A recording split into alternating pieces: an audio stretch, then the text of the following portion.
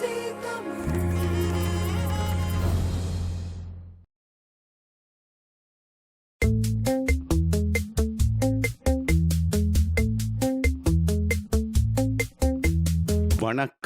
தாய்நாடு. ஒரு காலத்தில் மாமி இருந்த வீட்டில் 26 வருடங்களுக்கு முன்னர் ஆமி வந்தது. இப்பொழுது சாமியின் அருளால் மீண்டும் மாமி வந்து விட்டார் தான். ஆனால் 26 வருடங்கள் ஆகிவிட்டனவே. மாமி சாமியிடம் சென்று விட்டார். அந்த மாமியின் மகள் இந்த வீட்டுக்கு மாமியாராக வரப்போகிறார். இது ஷர்மி. ஒளிப்பதிவாளர்கள் தர்ஷன் போய் மற்றும் மதுஷனுடன் இணைந்து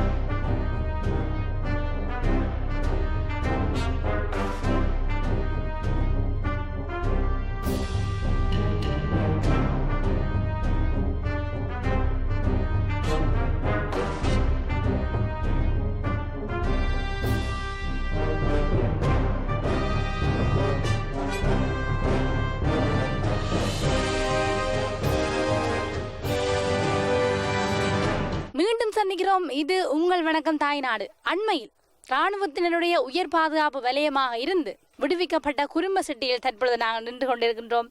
இங்கே பார்த்தால் தெரியும், அங்கே விறகு வெட்டி கொண்டிருக்கிறார்கள், மரத்தை தரித்து கொண்டிருக்கிறார்கள். சில மக்கள் தங்களுடைய வீடுகளை பார்த்து தங்களுடைய பழைய ஞாபகங்களை மீட்டிக் கொண்டிருக்கிறார்கள். அவர்கள் முதல் இந்த இடத்துக்கு வந்து பார்த்த பொழுது இராணுவத்தினுடைய முட்கம்பி வேலிகள் தான் இந்த இடத்திலே காணப்பட்டிருந்தது. ஆனால் இந்த இடம் விட்டாச்சு என்ற செய்தியை கேட்டவுடன் அந்த முட்கம்பி வேலிகள் எல்லாம் அகற்றப்பட்டது. தங்களுடைய வீட்டை, அதாவது பல பற்றை செடிகளுக்குள்ளே போய் தங்களுடைய வீட்டை எல்லாம் பார்த்து கொண்டிருக்கிறார்கள். இந்த மக்களை பார்க்கும் பொழுது மிகவும் பரிதாபமாக இருக்கிறது. 26 வருடங்களுக்கு பிறகு வந்து ஒரு அடர்ந்த வனத்தை தான் பார்த்து கொண்டிருக்கிறார்கள். ஆனால் முதல் இந்த இடம் எவ்வாறு காட்சி அளித்திருந்தது, இப்பொழுது எவ்வாறு காட்சி அளிக்கிறது? இன்றைய நிகழ்ச்சியிலே நாங்கள் இந்த குறும்ப செட்டியாக வந்து விடுவிக்கப்பட்ட சில இடங்களினுடைய பதிவுகளை பார்க்கலாம். வாருங்கள்.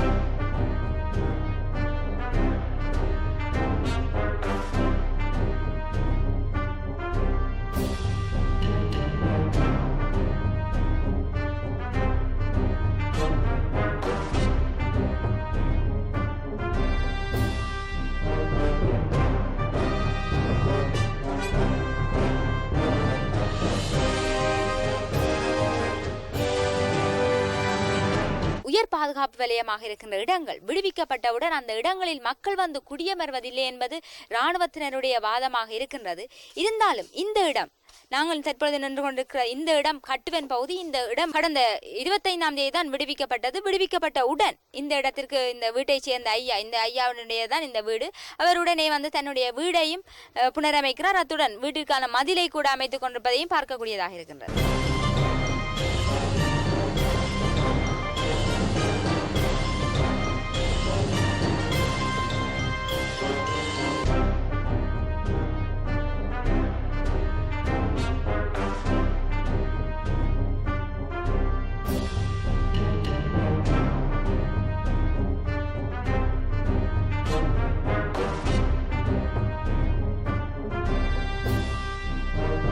அண்மையில் விடுவிக்கப்பட்ட கட்டுவனில் உள்ள ஒரு வீட்டின் முன்னால் தான் நாங்கள் நின்று கொண்டிருக்கின்றோம். இந்த வீட்டினை பார்த்தால் தெரியும் எந்த ஒரு பெரிய வீடு. அது மாத்திரமில்லை, இந்த வீடு 1933ஆம் ஆண்டு கட்டப்பட்ட வீடாக இருக்கின்றது. இருந்தாலும் இந்த வீடு யுத்த காலத்தின் போது முற்றுமுழுதாக சேதமடைந்திருக்கின்றது. இந்த வீட்டின் உட்பகுதியில் சென்று பார்க்கலாம், அங்கே என்ன இந்த யுத்தத்தின் விளைவாக ஏற்பட்டிருக்கின்றது சொல்லி.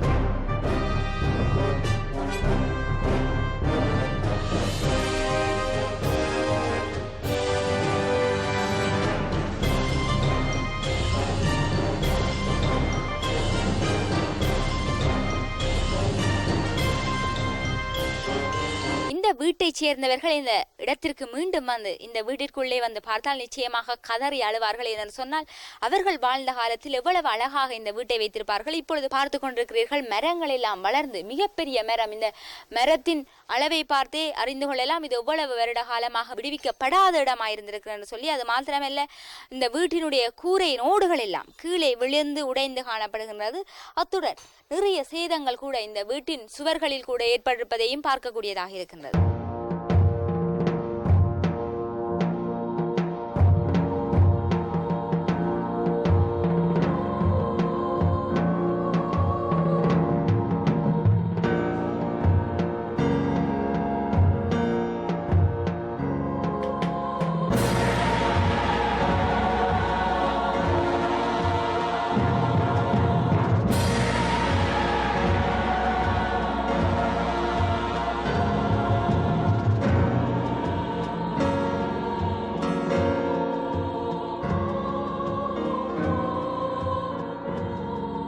சிறுக சிறுக தங்களுடைய முயற்சிகளை ஒன்றாக சேர்த்து அழகாக கட்டிய இந்த வீட்டினுடைய நிலைமையை பார்த்து கொண்டிருக்கின்றீர்கள். ஜன்னல்கள் எல்லாம் உடைந்த நிலையில் உள்ளன. கூரையை காணவில்லை. வீட்டினுடைய கூரையாக அடர்ந்த மரங்கள் இந்த வீட்டை சூழ காணப்படுகின்றன. அதை விட இந்த அறையை பாருங்கள். இந்த பச்சை செடிகள் எல்லாம் தங்களுடைய ராஜ்யத்தை அமைத்து மிகவும் அழகான முறையிலே வளர்ந்து நிற்கின்றன. இந்த வீட்டில் வசித்தவர்கள் யாரோ அவர்கள் இப்பொழுது உயிருடன் தான் இருக்கிறார்களோ. 26 வருடங்களாக இந்த வீடு இப்படியே தான் காணப்படுகிறது. அடர்ந்த வனமாக இந்த இடங்கள் எல்லாம் காட்சியளிக்கின்றது. இந்த மக்கள் மீண்டும் தங்களுடைய வாழ்க்கையை ஆரம்பித்தாலும் கூட அவர்களால் இன்னும் பழைய நிலைமைக்கு திரும்பத்தான் முடியவில்லை என்று சொன்னால் ஏற்பட்ட யுத்தம், அதனால் ஏற்பட்ட மனக்கசப்புகளும் இன்னும் அந்த மக்களுடைய மனங்களில் அப்படியே தான் இருக்கின்றது.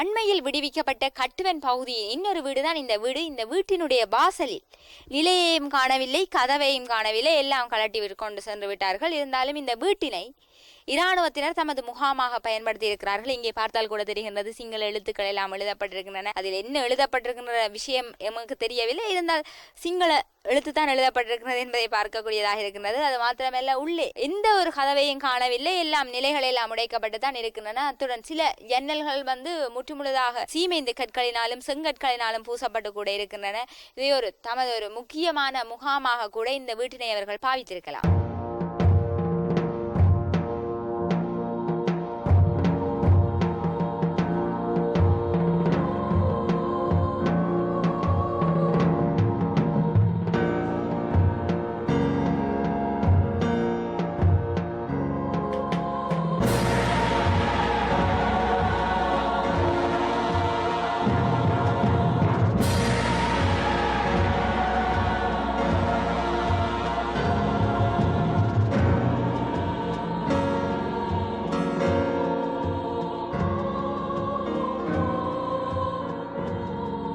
இந்த இடத்திற்கு நாங்கள் படமாக வந்த வேளை இந்த காணியை சேர்ந்த ஐயா இந்த இடத்தில் குப்பைகளை எல்லாம் கூட்டி துப்புரவு செய்து அதை எரித்து கொண்டிருந்தார்.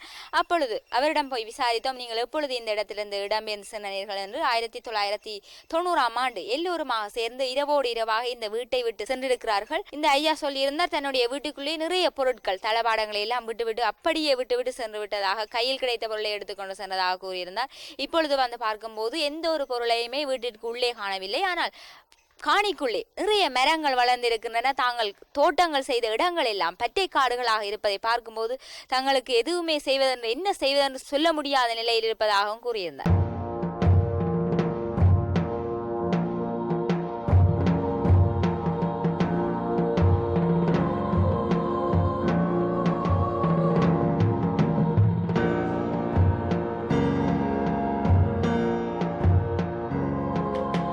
அண்மையில் விடுவிக்கப்பட்ட கட்டுவனில் காணப்படுகின்ற ஒரு வீட்டின் முன்னால் தற்பொழுது நின்று கொண்டிருக்கின்றோம். அந்த வீட்டை பாருங்கள், மிகவும் சேதமடைந்த நிலையில் காணப்படுகிறது. இந்த அக்காவை பாருங்கள், நிறைய வேலை செய்து களைத்து போய் முகத்திலே வேர்வை துளிகள் முத்து முத்தாக காணப்படுகிறது. இவா ஏதோ என்னோட சொல்ல போறாவாம், அது என்னன்னு சொல்லி கேட்டு பார்க்கலாம். இந்த இடமெல்லாம் அண்மையில் தான் விடுவிக்கப்பட்டிருக்கிறது. இந்த மக்கள் தங்களுடைய காணிகளை துப்புரவு செய்து கொண்டிருந்தார்கள். இந்த அக்கா கூட அந்த இடத்தில் மரங்களை வெட்டி தன்னுடைய வீட்டை பார்த்து கொண்டிருந்த அக்கா. வணக்கம். வணக்கம். நீங்கள் குறிப்பிடுங்கள், 26 வருடத்துக்கு பிறகு நீங்கள் இந்த இடத்துக்கு, அது உங்களை சொந்த இடத்துக்கு வந்திருக்கிறீங்க. இங்கேருந்து போகும்போது நீங்கள் சிறு பிள்ளையாக இருந்திருப்பீர்கள், இப்பொழுது வளர்ந்து பெரிய ஆளாக நிற்கிறீர்கள். உங்களுடைய வீட்டை போய் பார்த்தவுடன் உங்களுக்கு அந்த நேரத்தில் எவ்வாறு இருந்தது? உங்களுடைய மனநிலையை குறிப்பிடுங்கள். சந்தோஷமாக இருந்தது. நாங்கள் வெளிக்கிட்டு போயிருக்க சின்ன பிள்ளை இருந்த நாங்கள் இப்போ வெளில சந்தோஷமாக இருக்கு வந்தது. நீங்கள் வாழ்ந்து பல ஞாபகங்களை சேர்த்து வைத்த அந்த வீடு இப்பொழுது உருக்குலைந்த நிலையில் நீங்கள் பார்த்த பொழுது அடுத்து என்ன செய்ய போகின்றோம் என்ற பல எண்ணங்கள் தோன்றியிருக்கலாம். அப்பொழுது நீங்கள் என்ன நினைத்தீர்கள்? நல்ல மாதிரி இருந்து இதை கட்டி எழுப்பி நல்ல மாதிரி இருக்கணும் நினைக்கிறேன்.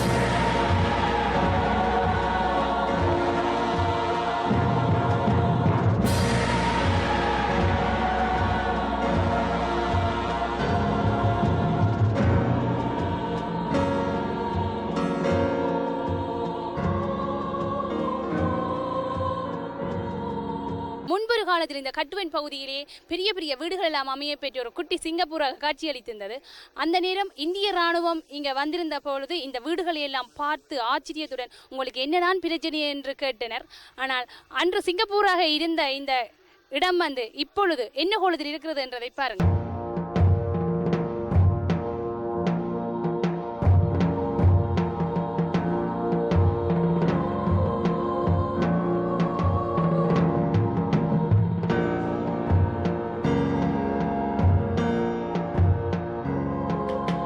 இந்த வீட்டினுடைய உரிமையாளர் இந்த இடத்திலிருந்து 26 ஆண்டுகளுக்கு முன்னர் இடம்பெயர்ந்து சென்று இப்பொழுது சுதுமலையில், அதுவும் நமது அலுவலகம் இருக்கும் இடத்திற்கு அண்மையில் தான் வசித்து வருகின்றார். அவர் ஒரு சிறிய வீட்டில் தான் அங்கே இருந்து வருகின்றார். 26 வருடங்களாக ஒரு சிறிய குடிசையில் தான் இருக்கின்றார். அவருடைய சொந்தமான வீடு தான் இந்த வீடு. இந்த வீட்டை பார்க்கிறீர்கள், இந்த ஒரு பெரிய வீடாக இருக்கிறது என்று சொல்லி இப்பொழுது இந்த இடம் விடுவிக்கப்பட்டு விட்டது. அந்த குடிசையிலிருந்து இந்த பெரிய வீட்டிற்கு வந்து அவர் நிவசிக்கப் போகின்றார்.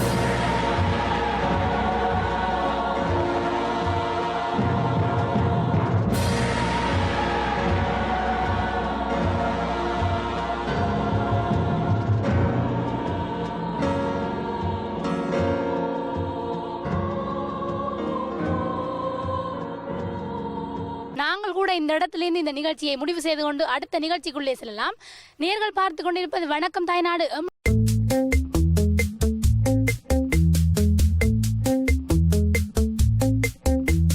வணக்கம் தாய்நாடு.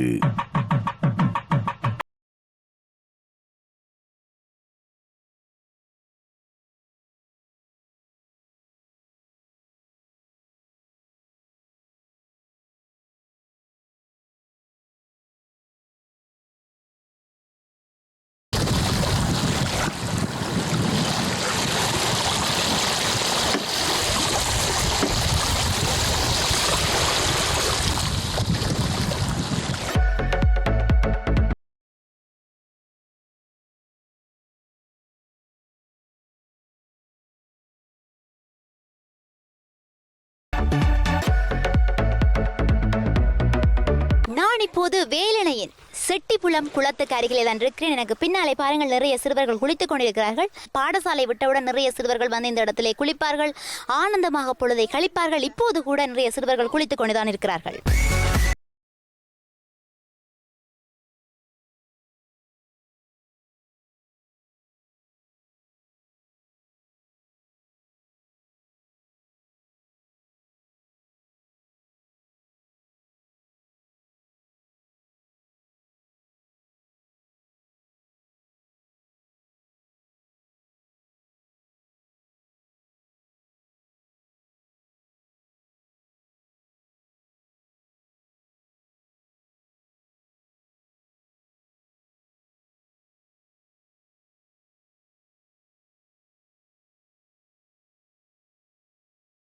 செட்டிப்புலம் காளவாய்த்துறை கடற்கரைக்கு அருகிலே தான் நான் இப்போது இருந்து கொண்டிருக்கின்றேன். இந்த கடற்பரப்பை சார்ந்த பகுதிகளிலே வாழுகின்ற மக்கள் மீன்பிடி தொழிலை செய்வதென்று சொன்னால் சிலர் வந்து இரவிலே தங்கி மீன்பிடிக்க செல்லுவார்கள். சிலர் வந்து மாலை 5 மணிக்கு கொண்டே வலையை விரித்துவிட்டு மீண்டும் வந்து விடுவார்கள். காலை சென்று மீண்டும் அந்த மீனை பிடித்து கொண்டு வருவார்கள். அவர்கள் பிடித்து கொண்டு வருகின்ற மீனை வாங்குவதற்காக இதற்கு அருகிலே வந்து ஒரு சிறிய சந்தை இருக்கிறது. அந்த சந்தையிலே வந்து காலை வியாபாரிகள் கூடிவிடுவார்கள். அவர்கள் கொண்டு வருகின்ற மீன்களை அந்த வியாபாரிகள் பெற்றுச் செல்வார்கள்.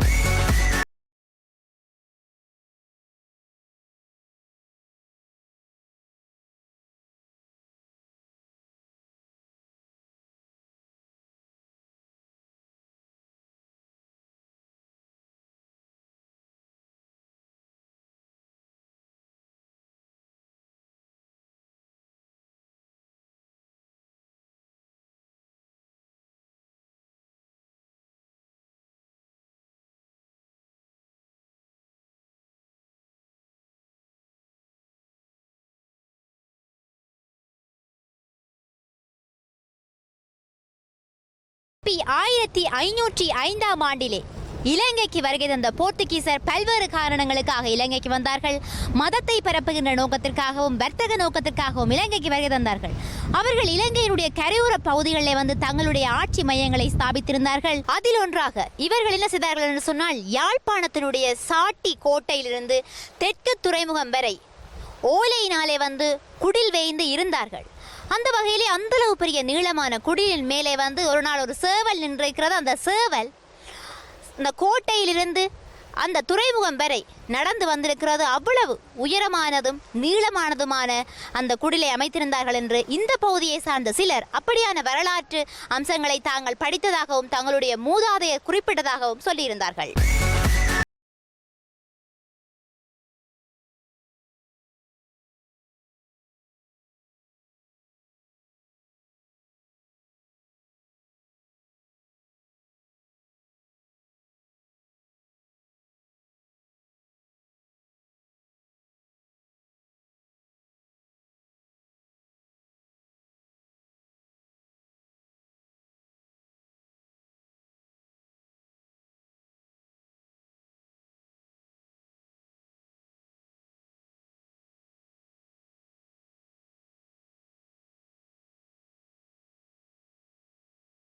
இலங்கைக்கு வருகை தந்த போர்த்துகேயர் ஒல்லாந்தர் என்பவர்கள் வர்த்தக நோக்கத்திற்காக இங்கே வருகை தந்தார்கள் என்று சொல்லி குறிப்பிட்டிருந்தனர் அல்லவா? அந்த வகையிலே இவர்கள் இலங்கையிலிருந்து பல பொருட்களை வெளிநாடுகளுக்கு ஏற்றுமதி செய்தார்கள். வெளிநாடுகளிலிருந்து பல பொருட்களை இலங்கைக்கு இறக்குமதி செய்தார்கள். இவர்கள் இறக்குமதி செய்த பொருட்களில் வந்து அரிசி, பட்டு, செங்கல், ஓடு போன்ற பொருட்களை குறிப்பிட முடியும். அந்த வகையிலே வேலணையில் இருக்கின்ற மண்கும்பார் என்று சொல்லப்படுகின்ற இடத்திலே போர்த்துகேயர் காலத்திலே இறக்குமதி செய்யப்பட்ட ஓடுகள் அவர்களுடைய இலட்சணை பொறிக்கப்பட்டு அந்த இடத்திலே இப்போது தொல்பொருள் ஆராய்ச்சியாளர்களால் கண்டுபிடிக்கப்பட்டதாக இந்த பகுதியை சார்ந்த மக்கள்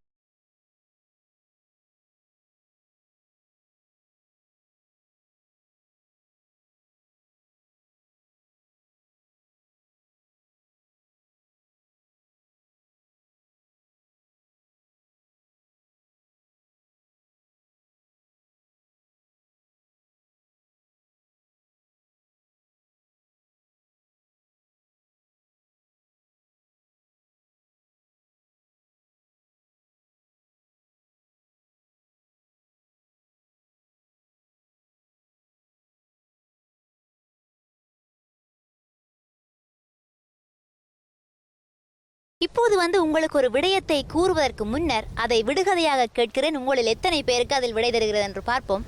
கத்தி போல இலை இருக்கும், கவரிமா பூ பூக்கும், தின்ன பழம்பழுக்கும், தின்னாத காய் காய்க்கும். உங்களுக்கு தெரியுமா இது எது என்று சொல்லி? இதுதான் வந்து எனக்கு அருகிலே தெரிகின்ற இந்த வேப்பமிலை, வேப்பம் பழம், வேப்பம் பூ. வேப்பம் பூ பூக்கின்ற காலத்திலே வந்து அதனை வடகம் செய்ய முடியும். இப்போது வந்து இலங்கையிலே வேப்பம் காய் காய்க்கின்ற காலம். இந்த மரத்தை பார்த்தால் தெரியும், நிறைய காய்கள் எல்லாம் காய்த்து குலுங்குகின்றன. இந்த வேப்பம் காய் வந்து காய்ந்தவுடன் அந்த விதையை எடுத்து வேப்பெண்ணெய் எடுப்பார்கள். அதை விட நுழம்பு வருகின்ற காலத்திலே வந்து இந்த வேப்பம் விதையை இடித்து அதனை புகை போடுவார்கள்.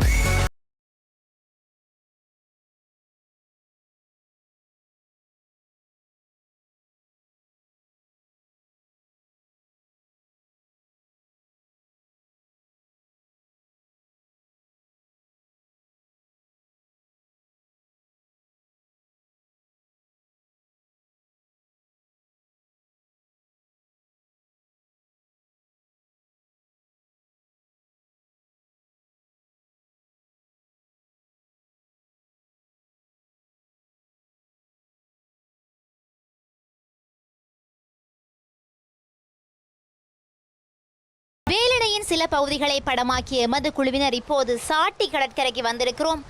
சாட்டி கடற்கரை சமீப காலத்திலே தான் இதை ஒரு சுற்றுலா மையமாக மாற்றியிருக்கிறார்கள். அதை விட இதற்கு அருகிலே வந்து இப்போது புதிய ஒரு ரெஸ்டாரண்ட் கூட திறந்திருக்கிறார்கள். அதை விட எனக்கு பின்னாலே பாருங்கள், இப்போது இந்த இடத்திலே வந்து போலீஸ் காவல் இருக்கிறது. காரணம் என்னவென்று சொன்னால், சில காலங்களுக்கு முன்னர் இந்த இடத்தை சுற்றுலா மையமாக மாற்றிய வேளை இங்கே வந்து பெரும்பாலானவர்கள் வந்து குடித்துவிட்டு மது போதையிலே இந்த கடலிலே நீந்தி இருக்கிறார்கள். சிலர் வந்து சில வேளை நீச்சல் தெரியாமல் தவறுதலாக நீந்தி உயிரை இழக்க நேரிட்ட சந்தர்ப்பங்கள் கூட இருக்கிறது. அதன் காரணமாகத்தான் இவர்களை இங்கே கடமையில் போட்டிருக்கிறார்கள். இவர்கள் வந்து பாதுகாப்பு வழங்குவது மட்டுமல்லாது, இங்கே நீச்சல் தெரியாதவர்கள் சில வேளை நீந்தி தவறுதலாக கடலில் இழுத்துச் சென்றால் இவர்கள் வந்து காப்பாற்றி கொண்டு வருவார்கள்.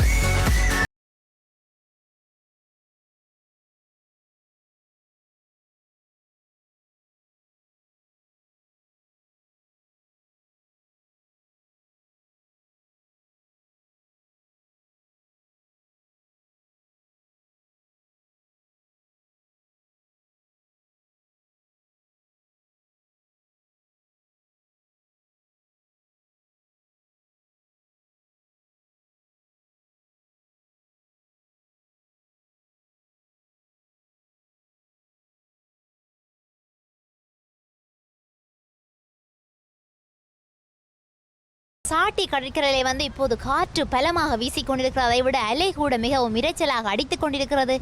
இந்த இடத்திலிருந்து நாங்கள் இந்த நிகழ்ச்சியை நிறைவு செய்து கொண்டு இன்னும் ஒரு தாய்நாட்டு நிகழ்ச்சியிலே உங்களை சந்திக்கலாம் நேர்களே. இப்போது உங்களிடம் இந்த விடைபெறுவது ஒளிப்பதிவாளர் புவியுடன் இணைந்து என்றும் உங்கள் அன்பின் பிஷானி. வணக்கம் நேர்களே.